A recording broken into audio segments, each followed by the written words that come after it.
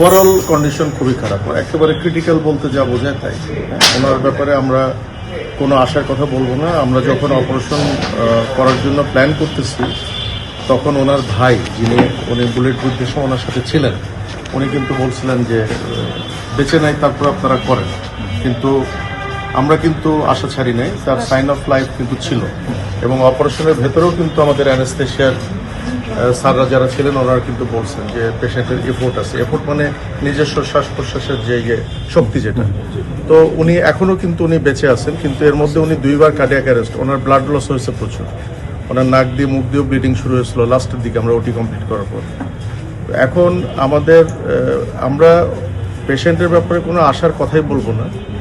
উনি সর্বোচ্চ খারাপ অবস্থাতেই আছেন, কিন্তু উনি এখনো বেঁচে আছেন, আর বাকিটা আল্লাহর ইচ্ছা। আর আমরা এই ধরনের ক্ষেত্রে যেটা করি, খুলে মগজের ভেতর যে রক্তগুলো থাকে ওগুলো আমরা বের করে দিই, যাতে ব্রেন বড় হওয়ার সুযোগ পায়, ব্রেনের ভেতর যে চাপটা আছে সেই চাপটা যাতে কমার সুযোগ পায়। এটাই হলো এটার ম্যানেজমেন্ট।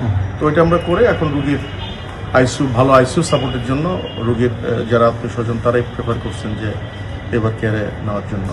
স্যার, গুলি কি বেরিয়ে গেছিল স্যার?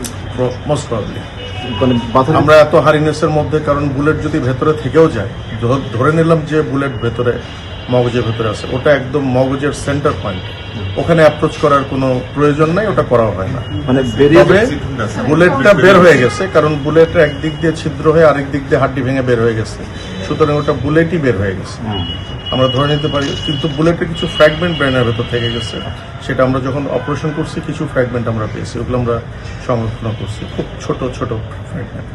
স্যার, একটা কথা বলা হচ্ছে যে অবস্থায় তিনি আছেন, যদি বেঁচেও যান, বেঁচে যাক আমরা এটাই চাই, স্বাভাবিক হওয়ার সম্ভাবনা কম, কিংবা মানে আপনার কাছে কি মনে হয় এই ধরনের ক্রিটিক্যাল কন্ডিশনে আসলে?